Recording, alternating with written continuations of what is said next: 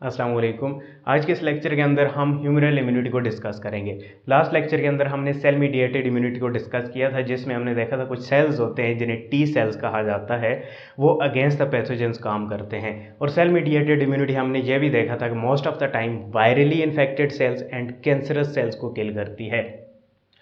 Third line of defence के दो parts हैं, दो टाइप्स हैं, cell mediated immunity and humoral immunity. और third line of defence system खुद किसका हिस्सा है? एडाप्टिव और एक्वायर्ड इम्यूनिटी का, which mean it is very specific. Adaptive और एक्वायर्ड इम्यूनिटी स्पेसिफिक इम्यूनिटी होती है ना, किसी एक पैथोजन को रिकॉग्नाइज करके उसके अगेंस्ट काम कर रही होती है। सो इसमें दो टाइप्स हैं, सेल मीडिएटेड इम्यूनिटी यानी ऐसी इम्यूनिटी जो सेल्स के ज़रिए पैदा होती है या जिसमें सेल्स काम कर रहे होते हैं, और ह्यूमरल इम्यूनिटी यानी ऐसी इम्यूनिटी जो फ्लूइड के अंदर प्रेजेंट है। ह्यूमर फ्लूइड से निकला है और फ्लूइड के अंदर हम जानते हैं एंटीबॉडीज़ प्रेजेंट होती हैं, जो स्पेसिफिक टाइप की प्रोटीन्स होती हैं जो पैथोजन को रिकॉग्नाइज करती हैं और उन्हें फाइट ऑफ करने की कोशिश करती हैं। कौन कौन से फंक्शंस हैं, कैसे फाइट ऑफ करती हैं, इस लेक्चर में आपको क्लियर हो जाएगा। So let's talk about humoral immunity. Humour हमने पढ़ लिया कि फ्लूइड से निकला है।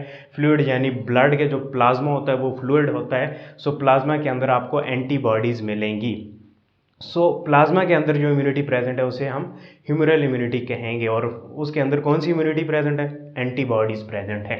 सो एंटीबॉडीज़ भी हाईली स्पेसिफिक होती हैं, क्योंकि ये अडॉप्टिव इम्यूनिटी का हिस्सा हैं, तो ये बड़ी स्पेसिफिक होती हैं, किसी एक पैथोजन को रिकॉग्नाइज करती हैं अपने स्पेसिफिक पैटर्न से और फिर उसके अगेंस्ट काम करती हैं। एंटीबॉडीज़ जो हैं ये बी सेल्स से प्रोड्यूस होती हैं, बी लिम्फोसाइट, जो कि वाइट ब्लड सेल्स की एक स्पेसिफिक टाइप है। सो बी सेल्स और बी लिम्फोसाइट एंटीबॉडीज़ को प्रोड्यूस करते हैं। और बी सेल्स खुद कहाँ पर बनते हैं? बोन मैरो के अंदर बनते हैं और बोन मैरो के अंदर ही मेच्योर होते हैं।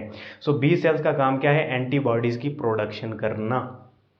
एंटीबॉडी की शेप अगर हम बात करें तो एंटीबॉडी इस तरीके से वाई शेप का मॉलिक्यूल होती है, और इसमें एक वेरिएबल रीजन होता है और एक कांस्टेंट रीजन होता है। कांस्टेंट नाम से जाहिर है कि ये हर एंटीबॉडी का ये रीजन कांस्टेंट होगा, सेम होगा, जबकि वेरिएबल रीजन का मतलब ये है कि वो वाला रीजन जो है, वो वाला एरिया वो वेरिएट करेगा, चेंज होगा, अपनी शेप चेंज करेगा। और इसका फ़ायदा होता है कि जब ये एंटीबॉडीज़ का वेरिएबल रीजन अपनी शेप चेंज करता है तो डिफरेंट एंटीजेंस के साथ जाकर अटैच हो सकता है, एंटीजेंस के एपिटोप के साथ जाकर अटैच हो सकता है। So here we have an example of antibody.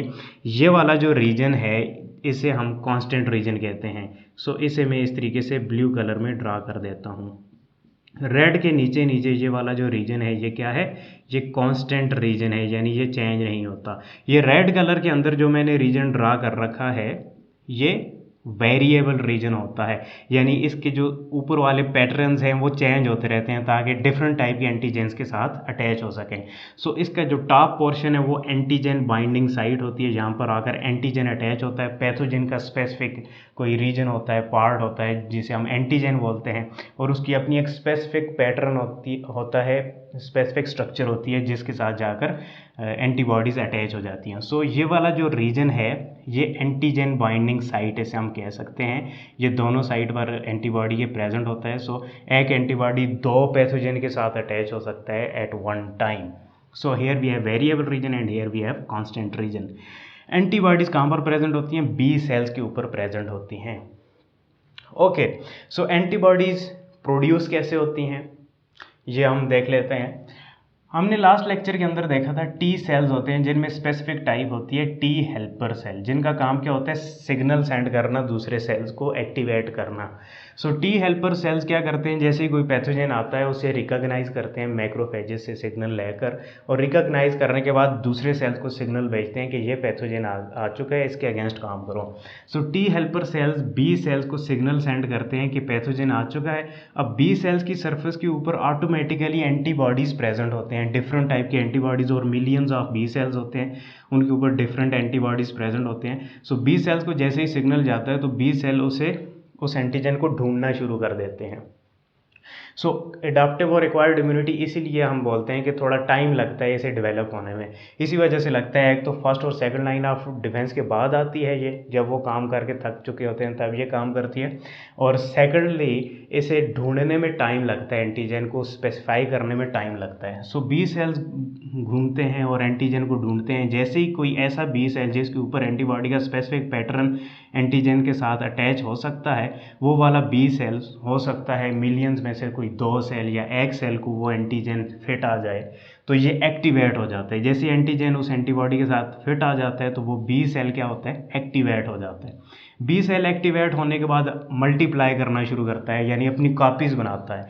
और जब ये कॉपीज़ बनाएगा तो वो सेम एंटीबॉडी मल्टीप्लाई होगा। सो बहुत सारे बी सेल्स बनते हैं, मल्टीप्लाई होते हैं और बहुत सारे एंटीजन्स के साथ अटैच हो जाते हैं। सो इस तरीके से इसे हम क्लोनल एक्सपेंशन कहते हैं, ज़्यादा नंबरिंग होती जाती है। फिर कुछ सेल्स क्या करते हैं, प्लाज्मा सेल में कन्वर्ट हो जाते हैं, multiply and become plasma cell. Plasma cell का मतलब ये है कि ये प्लाज्मा सेल क्या करते हैं, एंटीबॉडीज़ को ब्लड स्ट्रीम में रिलीज़ कर सकते हैं। यानी इनका जो एंडोप्लाज्मिक रेटिकुलम वाला पोर्शन है, ये सेल्स बड़े हो जाते हैं और ताकि ज़्यादा से ज़्यादा ये प्रोटीन्स प्रोड्यूस कर सकें, एंटीबॉडीज़ प्रोड्यूस कर सकें।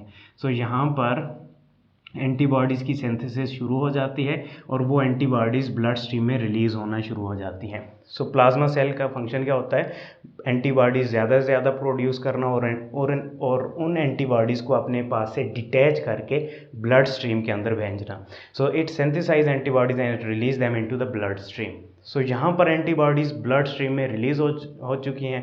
अब ये एंटीबॉडीज़ जो हैं, इनका एक स्पेसिफिक पैटर्न है जो स्पेसिफिक पैथोजन को रिकॉग्नाइज कर सकता है। सो ये बहुत ज़्यादा मिकदार में प्रोड्यूस होती हैं डेली की बेसिस पर। करते करते फिर इम्यूनिटी बिल्ट हो जाती है आपकी बॉडी के अंदर। May be 4 to 5 days 6 days इतने टाइम के अंदर ये बहुत ज़्यादा हो जाती हैं और एंटीबॉडीज़ बिल्ट हो जाती हैं।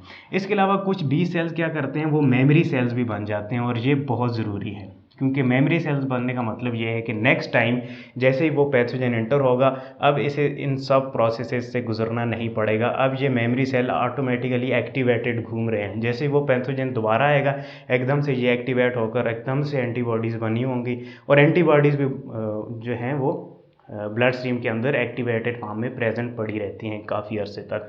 सो उस पैथोजन को सेकंड टाइम एकदम से किल किया जा सकता है। अब हम देखते हैं कि फ़ंक्शन क्या है एंटीबॉडीज़ का। ये एंटीबॉडीज़ जो ब्लड में रिलीज़ हो रही हैं या बॉडी के अंदर रिलीज़ हो रही हैं, इनका फ़ंक्शन क्या। फ़ंक्शन, सबसे पहला फ़ंक्शन ये है एंटीबॉडी का, ये एंटीबॉडीज़ पैथोजेंस और टॉक्सिन को न्यूट्रलाइज कर देती हैं, यानी उनके फंक्शन को ख़त्म कर देती हैं। वो मल्टीप्लाई नहीं हो सकते पैथोजेंस। फॉर एग्ज़ाम्पल, हमारी बॉडी के अंदर एक वायरस एंटर हुआ है, इस वायरस के अगेंस्ट क्या बनी है, एंटीबॉडीज़ बन चुकी हैं, ठीक है। अब ये वायरस किसी इन्फेक्टेड सेल को इन्फेक्ट करके या किसी सेल को इन्फेक्ट करके बाहर निकलता है, तो बाहर क्या है, एंटीबॉडीज़ मौजूद हैं। सो एंटीबॉडीज़ क्या करती हैं, इस वायरस के साथ जाकर इस तरीके से अटैच हो जाती हैं, हर तरफ से अटैच हो जाती हैं। अब इस वायरस को नए इन्फेक्टेड सेल के साथ अटैच होने का मौका ही नहीं मिलता। सो इस तरीके से एंटीबॉडीज़ न्यूट्रलाइज कर रही होती हैं पैथोजन को। अब ये पैथोजन किसी काम का नहीं रहा। टॉक्सिन को, ऐसे केमिकल जो कि नुकसान दे सकते हैं बॉडी को, उनके साथ भी अटैच हो जाती हैं और उन्हें भी न्यूट्रलाइज कर देती हैं। सेकंड फंक्शन एंटीबॉडीज़ का है ऑप्सोनाइजेशन। ऑप्सोनाइजेशन बोलते हैं टैग कर देना किसी चीज़ को। सो पैथोजन को ये ऑप्सोनाइजेशन के ज़रिए टैग लगा देती हैं। सो यहाँ पर सपोज़ कोई बैक्टीरिया है, ये एक बैक्टीरिया एंटर हो चुका है, इसको रिकॉग्नाइज करने के बाद एंटीबॉडीज़ बनी हैं, तो यहाँ पर आकर एंटीबॉडीज़ अटैच हो जाती हैं। एंटीबॉडीज़ अटैच होती हैं तो ये पैथोजन ये रिकॉग्नाइज हो सकता है, ये टैग इसे लग चुका है। अब क्या होगा, यहाँ पर हमारे पास कोई स्पेसिफिक मैक्रोफेज होगा जो क्या करेगा, आएगा और इस बैक्टीरिया को क्या करेगा, ईट करने की कोशिश करेगा। So that is what we know about opsonization. Third important function है एंटीबॉडीज़ का, it activate and help complement system. complement system आप जानते होंगे, complement proteins होती हैं जो अगेंस्ट द पैथोजन काम करती हैं, most of the time against the bacteria. So complement system को भी एंटीबॉडीज़ एक्टिवेट करती हैं। ये हमने स्टडी भी किया था कॉम्प्लीमेंट सिस्टम के अंदर। सो एक पैथोजन है, suppose this is a pathogen, इसके साथ एंटीबॉडी अटैच होता है और एंटीबॉडी के साथ फिर आकर कॉम्प्लीमेंट प्रोटीन्स अटैच हो जाती हैं C1, और फिर एक कॉम्प्लीमेंट सिस्टम चल जाता है C4, C2, इस तरीके से मुख्तलिफ कॉम्प्लीमेंट प्रोटीन्स एक्टिवेट हो जाती हैं, जिससे ऑप्सोनाइजेशन भी होती है, इन्फ्लामेशन भी होती है, और ये कॉम्प्लीमेंट प्रोटीन्स डायरेक्टली लाइस भी कर सकती हैं, सेल को तोड़ भी सकती हैं। ये चीज़ें हम कॉम्प्लीमेंट सिस्टम के अंदर डिस्कस कर चुके हैं। अगर आपने लेक्चर नहीं देखा तो वो स्टडी कर लीजिए। सो मैं इस लेक्चर को थोड़ा सा रिवाइज कर लेता हूँ कि हमने क्या क्या पढ़ा। थर्ड लाइन ऑफ डिफेंस के अंदर दो टाइप की इम्यूनिटी आ जाती हैं, cell mediated immunity and humoral immunity. Cell से जो इम्यूनिटी प्रोवाइड होती है उसे सेल मीडिएटेड इम्यूनिटी, और एंटीबॉडीज से जो इम्यूनिटी प्रोवाइड होती है उसे ह्यूमरल इम्यूनिटी बोलते हैं। ह्यूमरल इम्यूनिटी मींस एंटीबॉडी से जो इम्यूनिटी प्रोड्यूस हो। सो एंटीबॉडी की हमने शेप देखी, इस तरीके से वाई शेप स्ट्रक्चर होती है, प्रोटीन से मिलकर बनी होती है, पॉलीपेप्टाइड से। इसका एक कांस्टेंट रीजन होता है जो हर एंटीबॉडी में सेम होता है। फिर एक वेरिएबल रीजन होता है जो दो वाई के जो आर्म हैं वहाँ पर प्रेजेंट होता है, और ये वेरिएट करता है, चेंज होता है। चेंज इसलिए होता है ताकि डिफरेंट एंटीजन के साथ ये अटैच हो सके। सो ये एंटीबॉडीज़ कहाँ पर प्रेजेंट होती हैं? बी सेल की सरफेस के ऊपर प्रेजेंट होती हैं। सो जब भी बी सेल की सरफेस के ऊपर जो एंटीबॉडी है उसके साथ कोई एंटीजन अटैच होता है तो वो बी सेल एक्टिवेट होकर मल्टीप्लाई होना शुरू हो जाता है। मल्टीप्लाई होने के बाद वो प्लाज्मा सेल बन जाता है ताकि ज़्यादा से ज़्यादा एंटीबॉडीज़ प्रोड्यूस कर सके। सो ज़्यादा से ज़्यादा एंटीबॉडी अपने साथ प्रोड्यूस करके उन एंटीबॉडीज़ को ब्लड स्ट्रीम में भेज देता है प्लाज्मा सेल। अब एंटीबॉडीज़ जब ब्लड स्ट्रीम में जाती हैं तो डिफरेंट फंक्शन परफॉर्म करती हैं। नंबर 1, ये पैथोजेंस को न्यूट्रलाइज करती हैं। नंबर 2, ये ऑप्सोनाइजेशन करती हैं, यानी उन पैथोजेंस को टैग लगाती हैं, फिर मैक्रोफेजेस उन पैथोजन को रिकॉग्नाइज करके ईट कर सकते हैं। एंड देन ये कॉम्प्लीमेंट सिस्टम को भी एक्टिवेट करती हैं, जो कि स्पेसिफिक प्रोटीन्स होती हैं जो अगेंस्ट द पैथोजन काम करती हैं। So that's all for today lecture. Hopefully आपको लेक्चर समझ में आया होगा। नेक्स्ट लेक्चर तक के लिए मुझे इजाज़त दें। शुक्रिया। अल्लाह हाफ़िज़।